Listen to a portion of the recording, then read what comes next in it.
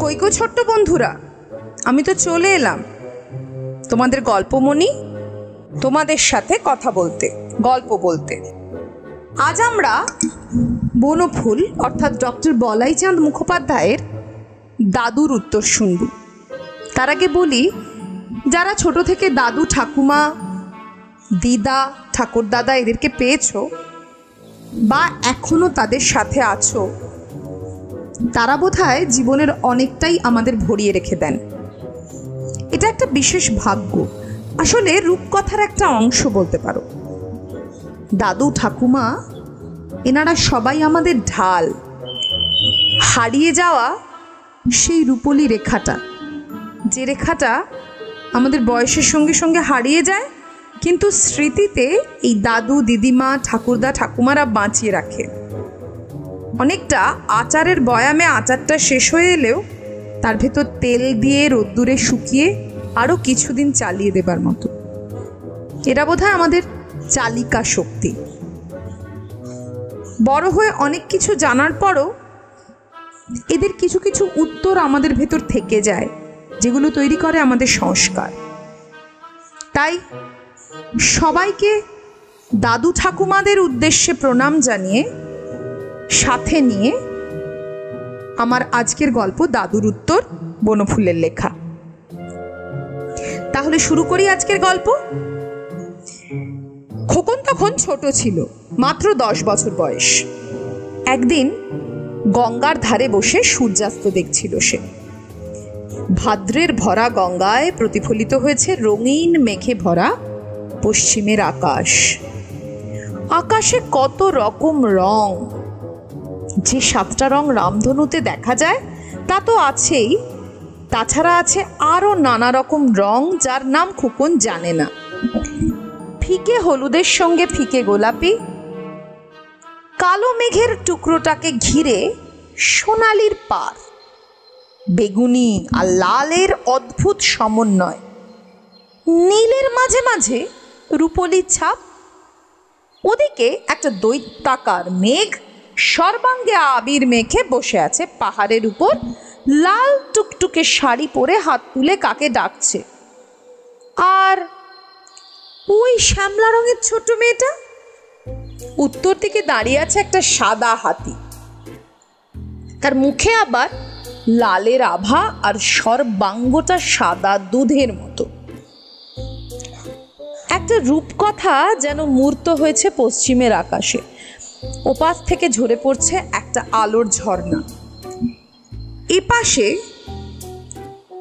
ছোট ছোট মেঘগুলো ভেসে চলেছে রঙের নদীতে। এই সবই মুগ্ধ হয়ে দেখছিল খোকন। হাতে ছিল চিনেবাদামের ঠোঙা, হাতে ধরাই ছিল। খেতে খেতে ভুলে গিয়েছিল খোকন। তন্ময় হয়ে সে চেয়েছিল পশ্চিম আকাশের দিকে। কি মহোৎসব হচ্ছে ওখানে, অথচ কোনো গোলমাল নেই, হাততালি নেই, মাইক নেই। একটু পরেই খোকন বলে উঠল, এ কি, রংগুলো সব ফিকে হয়ে যাচ্ছে, যে বদলেও যাচ্ছে। একটা অন্ধকারের পর্দা ঢেকে ফেলছে সব যেন। দেখতে দেখতে পশ্চিম আকাশে রাত্রি নেমে এলো। খোকন হতভম্ব হয়ে বসেই রইল। তার বারবার মনে হতে লাগলো, এত তাড়াতাড়ি সব ফুরিয়ে গেল কেন? কোথায় গেল এত রং? কেনই বা এসেছিল, কেনই বা চলে গেল? চিনেবাদামের ঠোঙাটা সম্বন্ধে হঠাৎ সচেতন হয়ে উঠল সে। চিনেবাদাম বার করে চিবোতে লাগলো, কিন্তু গঙ্গার ধার থেকে উঠতে পারল না সে। কিসের একটা মোহ যেন তাকে আটকে রাখল অনেকক্ষণ। যে অপরূপ দৃশ্য সে এতক্ষণ দেখেছে তা যে আবার আকাশে দেখা দেবে, এ আশা তার ছিল না। কিন্তু তার মনে হচ্ছিল যে উত্তরটা সে খুঁজছে, এত রং কোথায় গেল, তা বোধহয় এইখানেই পাওয়া যাবে। অনেকক্ষণ বসে রইল, কিন্তু কোনো উত্তর পেল না সে। বাড়ি ফিরে গেল শেষে। গঙ্গার ধারে বসে সন্ধে সে আরো কয়েকবার দেখেছে, কিন্তু এসব কথা মনে হয়নি। সব সময় কি সবার সব কথা মনে হয়? হঠাৎ তার মনে পড়ল নিউটন সাহেব আপেলের গাছ থেকে পড়া দেখে মাধ্যাকর্ষণ আবিষ্কার করেছিলেন। হঠাৎ তার মনে হয়েছিল গাছ থেকে আপেলটা কিসের টানে মাটিতে পড়ছে। আপেল পড়া তিনি নিশ্চয়ই আগেও অনেকবার দেখেছিলেন, কিন্তু একবারই তার মনে প্রশ্ন জেগেছিল, আপেল পড়ে কেন? খোকনেরও একবারই মনে হয়েছে এত রং কোথা থেকে এলো, কোথায় বা গেল।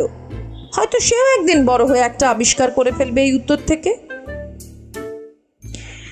বাড়ি ফিরে দেখলো মনীশবাবু বসে আছেন। মনীশবাবু তার প্রাইভেট টিউটর, রোজ সন্ধেবেলা পড়াতে আসেন। তাকে দেখে খোকন একটু অপ্রতিভ হয়ে পড়ল। সত্যি আজকে বেরিয়ে ফিরতে অনেকটা দেরি হয়ে গেছে। খোকন, আজ তোমার এত দেরি যে? কোথায় ছিলে এতক্ষণ? গঙ্গার ধারে বসেছিলাম। কি সুন্দর সূর্যাস্ত যে দেখলাম মাস্টার মশাই, মেঘে মেঘে কি চমৎকার রং। ভাবছিলাম এত রং আসে কোথা থেকে, আর আসেই যদি কিছুক্ষণ পর চলে যায় কেন? একটু পরে না সব অন্ধকার হয়ে গেল। তাই গঙ্গার ধারে বসে বসে ভাবছিলাম কেন এমন হয়। মাস্টারমশাই বললেন, আমি বুঝিয়ে দিচ্ছি তোমাকে। রং আসে সূর্যের আলো থেকে। পৃথিবী নিজের চারিদিকে ঘুরছে, তাই আমাদের দিনরাত্রি হচ্ছে। তাই সূর্যকে সকালে পূব দিকে আর সন্ধ্যায় পশ্চিম দিকে দেখা যায়। সূর্য যখন চক্রবাল রেখার কাছে থাকে তখন আলোর রঙগুলো আমরা দেখতে পাই। আর তখন সেখানে যদি মেঘ থাকে তাহলে সে রং মেঘে প্রতিফলিত হয়।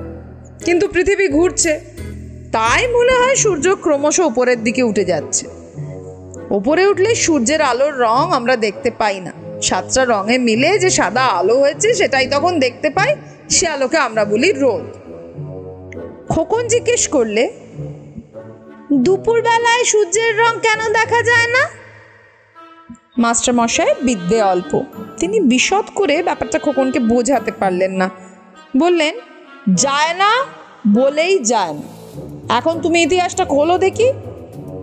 মাস্টারমশাই সোৎসাহে ইতিহাস পড়াতে লাগলেন।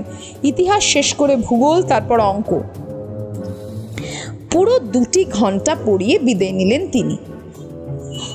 বাইরের প্রকাণ্ড হলটার একধারে খোকনের পড়ার টেবিল, আরেক ধারে একটা খাট। সে খাটে খোকনের দাদু সন্ধ্যের সময় শুয়ে শুয়ে বই পড়েন, তামাক খেতে খেতে। মাস্টারমশাই চলে যাবার পর দাদু খোকনকে ডাকলেন, দাদু শোনো, আজ গঙ্গার ধারে গিয়েছিলে বুঝি? সূর্যাস্ত দেখলে? হ্যাঁ, অতি চমৎকার, কিন্তু অত রং এলোই বা কেন, গেলই বা কেন তা বুঝতে পারলাম না। মাস্টারমশাই যা বললেন তাও আমার মাথায় ঢুকলো না। দাদু মুখ টিপে হাসতে লাগলেন, তারপর বললেন, আমি কিন্তু উত্তরটা জানি, শুনবে সেটা? বলো না, বলো না। সূর্য মহা দাতা লোক, সর্বদা দান করছেন। তাই তার ছেলে কর্ণ দাতা কর্ণ হয়েছিলেন। তিনি সকালে এসেই একবার অজস্র রং দান করেন, আবার সন্ধেবেলা অস্ত যাবার সময়ও অজস্র রং দান করেন। তার সেই অজস্র দানের ছবি খানিকক্ষণের জন্য আকাশে ফুটে ওঠে, তারপর পৃথিবীময় ছড়িয়ে পড়ে। তাই আর আকাশে দেখা যায় না। তাই নাকি? পৃথিবীতে কোথায় ছড়িয়ে পড়ে সেসব রং? প্রশ্ন ছিল খোকনের।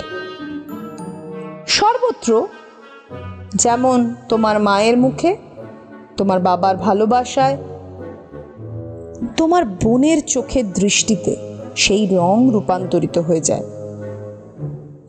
আমার হাসিতেও হয়তো একটু আছে সেই রং, সবার মধ্যেই আছে। ফুলে আছে, ফলে আছে, পাখির পালকে আছে, প্রজাপতির ডানায় আছে।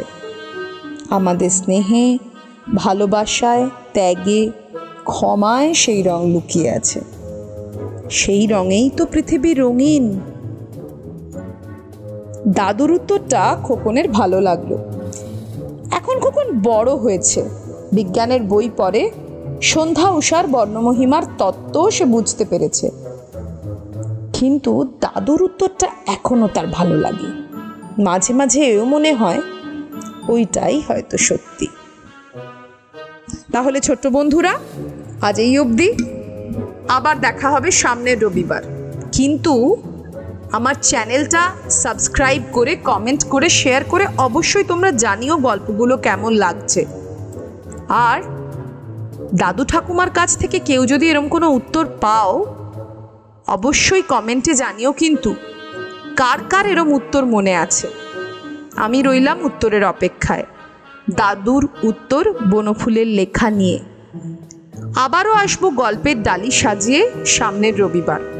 দেখা যাক কি গল্প নিয়ে আসি। ততক্ষণের জন্য টাটা, সবাই ভালো থেকো, সাবধানে থেকো, আর গল্পগুলো শুনো কিন্তু অবশ্যই।